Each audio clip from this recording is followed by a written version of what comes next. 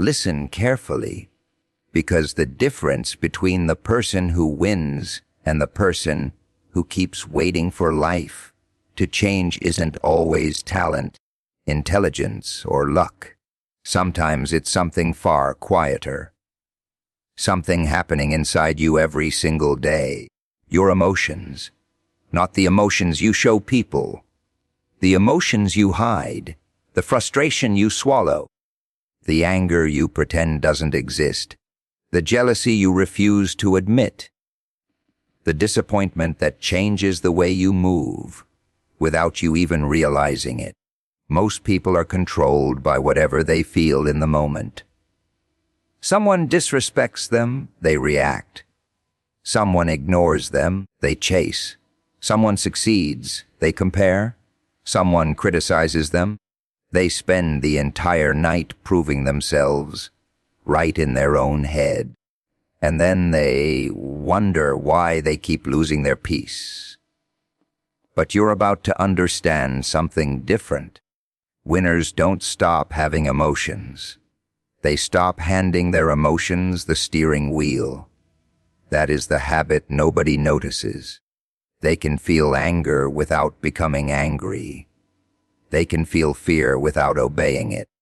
They can feel jealousy without allowing it to poison their direction. They can feel rejected without begging to be accepted. And that kind of control looks strange to people who are addicted to reacting.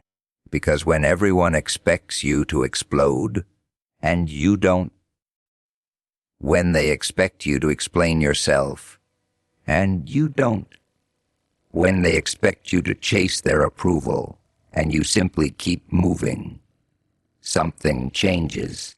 You become harder to shake. Not because you became emotionless, because you finally became the person who decides what your emotions are allowed to do with your life. There is a version of you that reacts instantly.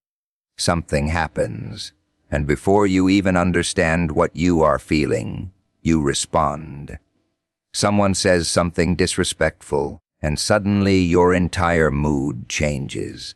Someone ignores you, and your mind starts creating stories. Someone criticizes you, and you feel the need to defend yourself.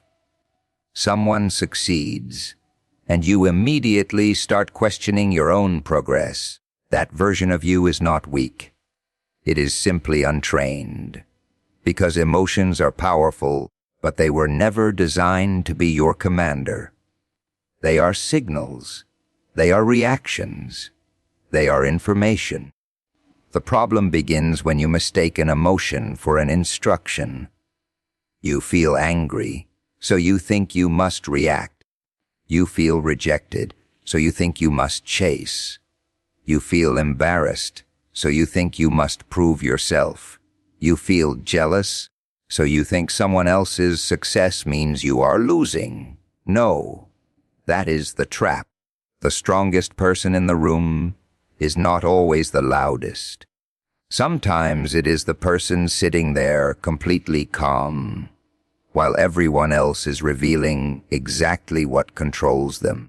Think about how easy it is to manipulate someone who reacts instantly. You do not need to control their entire life.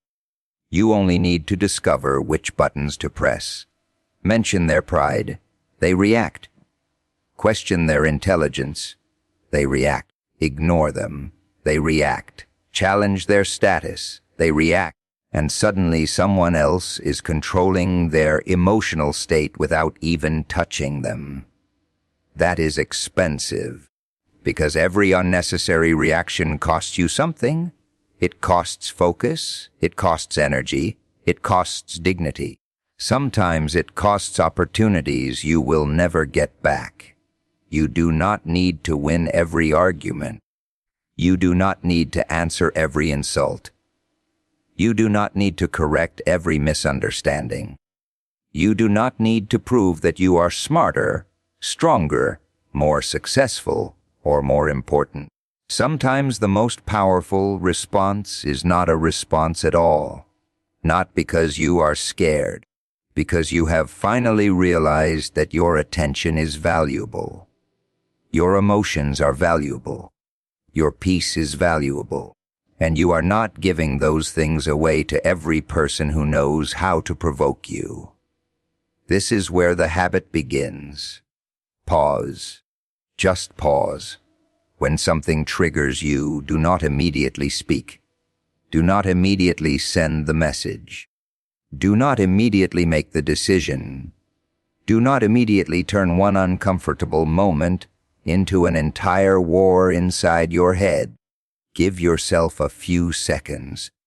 Ask yourself what is actually happening, not what you assume is happening, not what your wounded pride is telling you, not what your anger wants you to believe. What is actually happening? That pause creates distance between you and the emotion. And inside that distance, you get your power back. Because you can feel anger without becoming anger. You can feel disappointment without becoming bitter. You can feel fear without allowing fear to choose your future. You can feel jealousy without allowing jealousy to turn you against yourself. You can feel hurt without making everyone else responsible for healing it. That is emotional discipline. It does not mean becoming cold.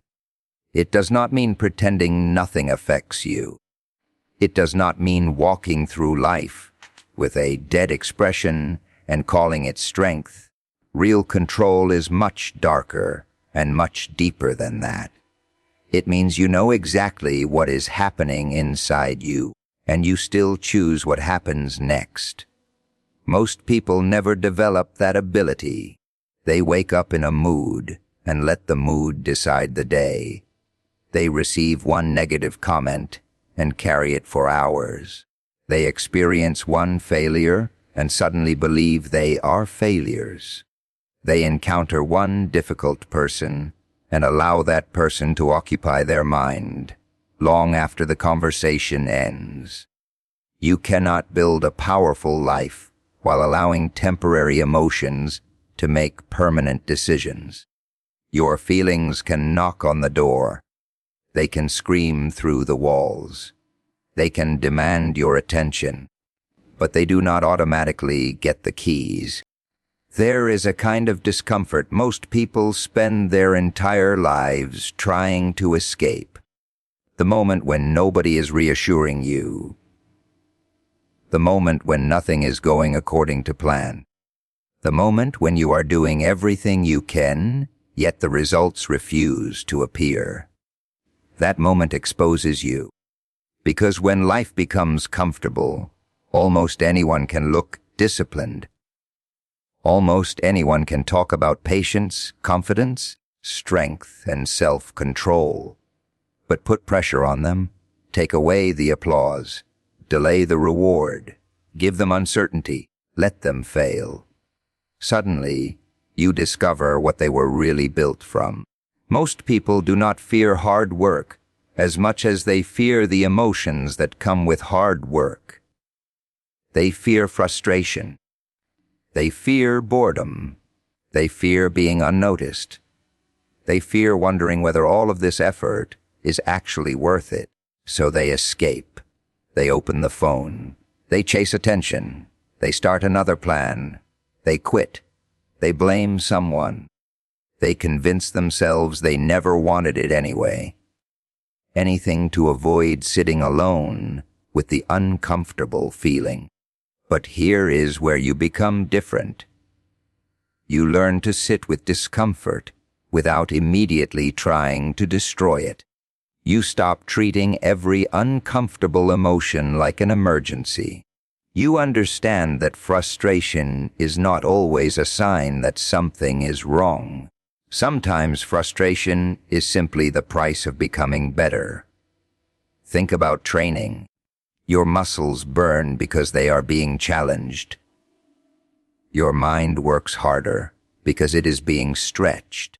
Your patience is tested because life does not care about your preferred schedule.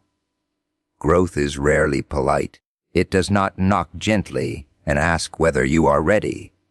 It interrupts your plans. It exposes your weaknesses. It puts you in situations where your old habits stop working. And then you have a choice. Run back to comfort, or stay long enough to become someone who can handle what used to overwhelm you. That choice separates people. Not one dramatic decision. Thousands of tiny decisions. The decision not to send the angry message. The decision not to quit because nobody noticed. The decision to keep working when motivation disappears. The decision to hear criticism without immediately defending yourself. The decision to accept that someone may misunderstand you without spending your entire life trying to control their opinion. That is emotional strength, and it is uncomfortable because your mind will constantly search for an exit. It will tell you that you deserve relief. It will tell you that you should react. It will tell you that you should give up. It will tell you that everyone else is moving faster. It will tell you that you are wasting your time. Sometimes your own thoughts become the loudest enemy in the room. But you do not have to believe every thought you think. You can observe it. You can question it. You can let it pass without turning it into a decision. That is where patience becomes dangerous in the best possible way. Because once you learn how to remain calm inside discomfort, people lose one of the easiest ways to control you: pressure. They cannot rush you into decisions. They cannot use silence to make you panic. They cannot use rejection to make you beg. They cannot use temporary failure to convince you that your entire future is finished. You become capable of standing inside uncertainty without immediately demanding an answer. And that changes everything. You stop needing every chapter to make sense while you are still living through it. You stop demanding proof before you continue. You stop expecting progress to always feel exciting. Sometimes progress feels boring. Sometimes it feels lonely. Sometimes it feels like repeating the same disciplined action while nobody is watching. That is the part people rarely celebrate. Nobody sees the moment you choose not to react. Nobody applauds you for staying calm. Nobody gives you a trophy for walking away from an argument you could have won. Nobody knows how many times you wanted to quit and decided to continue anyway. But those moments are building something: a stronger relationship with yourself, a mind that does not collapse every time life becomes uncomfortable, a person who can experience pressure without becoming pressure. Because eventually you realize something uncomfortable about discomfort itself. The feeling does not always need to disappear before you move forward. There is a strange addiction hiding inside almost everyone. The need to be seen, the need to be recognized, the need to hear someone say, "You're doing great." And there is nothing wrong with appreciating encouragement. The problem begins when encouragement becomes fuel. Because the moment you need other people to approve of your direction, you stop moving according to your own standards and start moving according to their reactions. You post something and check who liked it. You accomplish something and immediately look around to see who noticed. You make a difficult decision and secretly wait for someone to tell you that you made the right choice. You become successful, but instead of enjoying the progress, you start measuring the faces around you. Who is impressed? Who is jealous? Who is watching? Who finally regrets underestimating you? And suddenly your life is no longer about becoming better. It becomes a performance. That is a dangerous place to live, because validation feels good, but it creates a dependency that becomes difficult to notice. You begin making decisions for an audience that may not even be paying attention. You change your goals because somebody laughed at them. You abandon your standards because someone called you difficult. You explain yourself because someone misunderstood you. You chase people who stopped choosing you because their rejection made you question your worth. And slowly, without realizing it, you hand strangers the remote control to your emotions. They press a button. You react. They give attention. You feel valuable. They withdraw attention. You feel worthless. They praise you. You become confident. They criticize you. You start doubting everything. Look at the pattern. Your emotional state is being rented out to other people, and the price is your freedom. You do not need everyone to understand you. You do not need everyone to approve of you. You do not need everyone to agree with your decisions. Sometimes people will judge you simply because your choices remind them of the choices they were too afraid to make. Sometimes they will misunderstand your silence. Sometimes they will call your boundaries arrogance.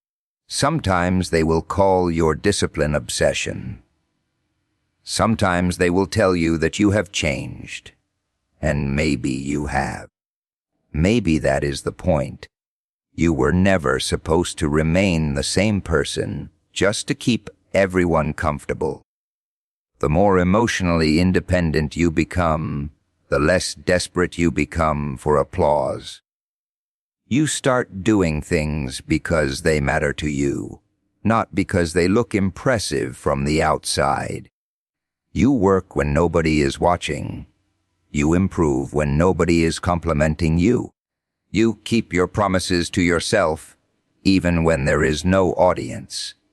That is where real confidence starts becoming dangerous, because confidence built on validation collapses when validation disappears.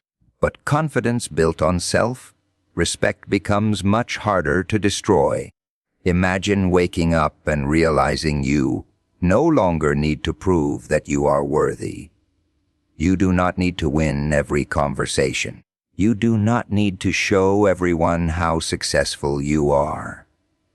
You do not need to make someone regret losing you. You do not need to become extraordinary just so somebody who rejected you will feel stupid. You simply become better because you decided that your life deserves your best effort. That is a completely different kind of motivation. It is quieter. It does not need an audience. It does not scream for attention. It does not announce every move. It just works. And while everyone else is busy trying to look successful, you are becoming successful in ways nobody can photograph. Your discipline becomes private. Your standards become private. Your healing becomes private. Your progress becomes private. Not because you are hiding, because you are no longer performing. You begin understanding that some of the most important victories in your life will never receive applause. The moment you walk away from something that destroys your peace, the moment you refuse to betray your standards for acceptance, the moment you stop chasing someone who keeps making you question your value, the moment you continue working toward a goal after everyone stops believing in it, those moments may look invisible from the outside, but inside you something changes. You stop asking, "Do they approve of me?" And you start asking something far more important. Do I respect the person I am becoming? That question changes the game because you can fool an audience, but you cannot permanently escape yourself Jealousy is one of those emotions people love to pretend they never experience. They will call it bitterness. They will call it competition. They will call it disappointment. Anything except what it really is. But jealousy is not always your enemy. Sometimes it is information wearing an ugly mask. It shows you something about yourself that you were trying very hard not to look at. Someone gets the opportunity you wanted, and suddenly something inside you tightens. Someone reaches a goal you have been thinking about for years, and instead of feeling inspired, you feel irritated. Someone walks into a room and receives the attention you secretly wanted, and now you have a choice. You can let that feeling consume you, or you can investigate it, because the emotion itself is not the problem. What you do with it is the problem. Most people allow jealousy to become poison. They start comparing. They start criticizing. They start looking for reasons why the other person does not deserve what they have. They got lucky. They had connections. They had help. They are not even that talented. Notice what happens. Instead of asking, "What can I learn from this?" the mind asks, "How can I make their success feel smaller?" That is how jealousy steals your potential. It keeps your eyes locked on someone else's life, while your own life sits untouched. You spend hours watching what they are doing, analyzing what they have, wondering why they are ahead, and meanwhile you are neglecting the one person you actually have control over. You, your habits, your skills, your discipline, your decisions, your direction. You cannot control how quickly someone else succeeds. You cannot control their opportunities. You cannot control their advantages. You cannot control their timing, but you can control whether their success becomes an excuse or a lesson. That is where emotional maturity begins. Instead of saying, "Why them?" ask, "What exactly about their situation bothers me?" Maybe they have the confidence you wish you had. Maybe they took the risk you keep postponing. Maybe they built the discipline you keep talking about. Maybe they have the freedom you secretly crave. Maybe their progress is forcing you to admit that you have been capable of more than you have been willing to demand from yourself. Now jealousy becomes useful. It becomes a mirror. And mirrors are not always comfortable. Sometimes they show you the person you could become. Sometimes they show you the work you have been avoiding. Sometimes they expose desires you were too afraid to admit. That does not mean you need to become obsessed with becoming better than someone else. That is another trap. If your entire motivation is beating another person, they still control you. You wake up thinking about them. You work because of them. You measure your success against them. You celebrate only when you are ahead of them. What happens when they move further ahead again? Your confidence collapses. No, your goal is not to defeat them. Your goal is to stop being defeated by comparison. Let their success remind you that certain things are possible. Let it reveal what you want. Let it challenge your excuses. Then turn your attention back toward your own path, because comparison becomes dangerous when you use someone else's timeline to judge your entire existence. You see their finished chapter and compare it to your unfinished page. You see the result, but not the years behind it. You see the confidence, but not the failures. You see the achievement, but not the nights when they wanted to quit. You see the photograph. You do not see the process. So stop judging your life against a picture of someone else's life. Your progress does not become meaningless because someone else is ahead. Their success does not subtract from your potential. Their victory is not your defeat. There is room for more than one person to rise. And when you finally understand that, jealousy loses some of its power. You can look at someone else's success without feeling personally attacked. You can admire them without worshiping them. You can learn from them without becoming them. You can compete without becoming consumed. You can want more without hating what you currently have. That is emotional control. You do not have to destroy the feeling. You have to understand it, because sometimes the emotion you are ashamed of is pointing directly toward the life you secretly want. There is a tiny moment most people completely underestimate. It happens between what someone does to you and what you do next. Someone insults you. Someone sends a message that triggers you. Someone disrespects you in front of other people. Someone ignores you when you expected attention. Something goes wrong, your emotions rise, and right there, in that tiny space, your entire response is waiting. Most people never notice the space. They react before they think. They speak before they understand what they are feeling. They send the message. They make the decision. They burn the bridge. Then, hours later, when the emotion has disappeared, they look at what they did and wonder why they reacted that way. Because emotion moves quickly. Regret moves slowly. That is why the pause matters. The pause is not weakness. It is control. It is the moment where you refuse to let a temporary emotional state make a permanent decision. Imagine someone says something designed to provoke you. Your first instinct is to answer. Your mind immediately creates the perfect comeback. You can already imagine their reaction. You can already feel the satisfaction of making them uncomfortable. But what if you waited? What if you gave yourself 10 seconds? What if you took a breath and asked, "Why do I need to respond to this?"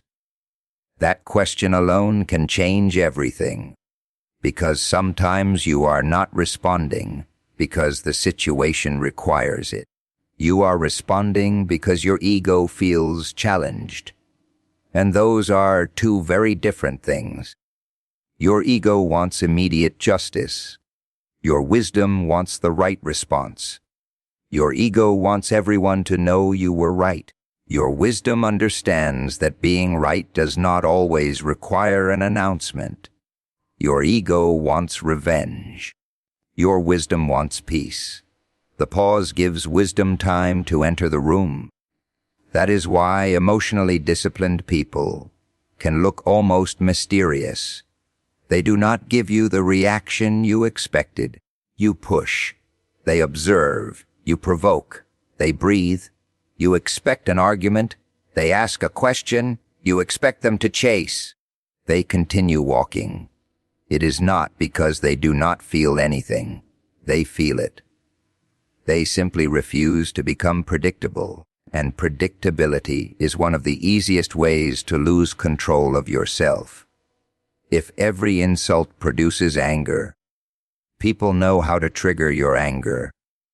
If every rejection produces desperation, people know how to make you chase. If every criticism produces insecurity, people know exactly where to attack. But when you develop the habit of pausing, you become much harder to manipulate, not because you become emotionless, because you stop confusing emotional intensity with truth. A powerful emotion can feel completely convincing. Anger tells you that you must respond now. Fear tells you that everything is going wrong. Jealousy tells you that someone else's success threatens yours. Hurt tells you that you need to make someone else feel what you felt. But feelings are not always facts. Sometimes they are alarms, and an alarm does not mean you should destroy the building. It means you should investigate what caused it. So when you feel yourself getting triggered, slow everything down. Do not immediately type. Do not immediately call. Do not immediately post. Do not immediately confront. Give the emotion somewhere to settle. Walk, breathe, drink some water. Write down what you want to say. Read it again later. You may discover that the person who made you angry is not even the real problem. Maybe you were already exhausted. Maybe you were carrying frustration from somewhere else. Maybe the comment touched an insecurity you have been avoiding. Maybe you wanted recognition and did not receive it. Maybe your pride was wounded. The pause gives you the opportunity to separate the event from the story you created around the event. And that separation is powerful, because once you can observe yourself, you can start choosing yourself. You stop asking, how do I make them pay? You start asking, what response protects the person I am trying to become? That question changes your behavior. You may still walk away. You may still say no. You may still defend yourself. You may still confront someone when confrontation is necessary. But now you are doing it from control instead of chaos. There is a difference between being silent because you are afraid and being silent because you are thinking. There is a difference between walking away because you are defeated and walking away because the situation is beneath your attention. There is a difference between not reacting and choosing your reaction carefully. Your mood is not your mission. Remember that, because one of the quietest ways people sabotage their future is by allowing temporary feelings to make permanent decisions. They feel motivated, so they work. They feel tired, so they stop. They feel confident, so they move forward. They feel insecure, so they disappear. They feel inspired, so they make promises. They feel frustrated, so they abandon them. And then they wonder why their life keeps moving in circles. The problem is not that they have no ambition. The problem is that their ambition has to negotiate with their mood every single day. That is exhausting. And eventually, the mood wins. But discipline begins when you stop asking your emotions for permission. You do not need to feel motivated to take the next step. You do not need to feel confident to begin. You do not need to feel inspired to continue. You do not need to feel powerful every morning. You need a direction. That is the difference. Your mood changes constantly. Your direction should not. One day you will wake up feeling unstoppable. The next day you will wake up questioning everything. One afternoon you will believe you can build something extraordinary. That night you will wonder whether you are wasting your time. Nothing about you has suddenly changed. Your emotional weather changed. And emotional weather is not a reliable navigation system. Imagine trying to drive somewhere important while changing the destination every time the sky becomes cloudy. You would never arrive. That is exactly what happens when you allow every emotional shift to control your decisions. You start something, you get excited. The excitement disappears. You quit. You meet resistance. You doubt yourself. You see someone moving faster. You change direction. You experience rejection. You decide the goal was never worth it. And slowly you become addicted to beginnings.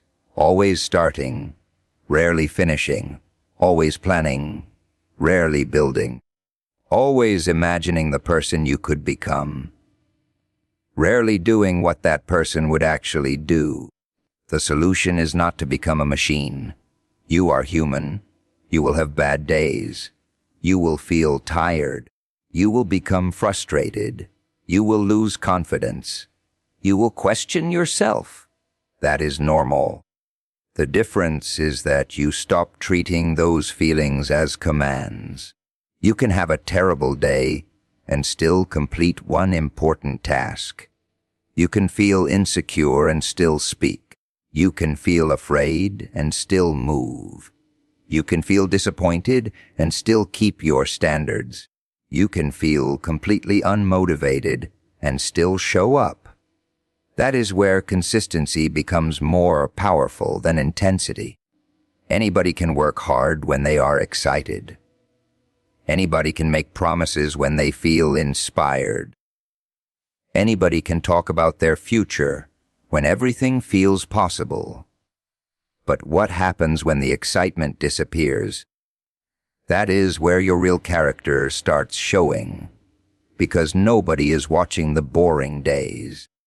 Nobody is impressed when you quietly repeat the same useful habit. Nobody celebrates the ordinary morning when you choose discipline over comfort.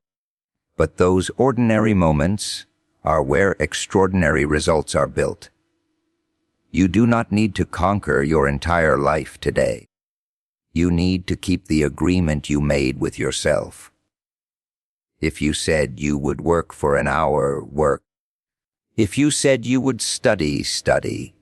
If you said you would stop chasing someone who keeps draining you, stop. If you said you would protect your peace, protect it. If you said you would become stronger, then behave like someone who is serious about becoming stronger. Not perfectly, consistently, because perfection is another excuse disguised as ambition. People tell themselves they will begin when they have more energy, when they have more confidence, when they have more money, when they have more time, when life becomes easier. But life rarely becomes easier before you become stronger. You build capacity by carrying what is difficult. You build confidence by keeping promises to yourself. You build discipline by acting when you do not feel like acting. And eventually, something strange happens. You stop needing motivation as much as you used to. You trust yourself more. You know that a bad mood does not mean a bad future. A difficult week does not mean a failed life. A setback does not erase your progress. A moment of weakness does not define your character. You stop judging your entire identity based on one emotional moment. You understand that feelings can visit without becoming permanent residents. You let them speak, you listen, then you return to the path. Because the person who becomes dangerous to their old limitations is not the person who feels powerful every day. It is the person who keeps moving even when the feeling is gone.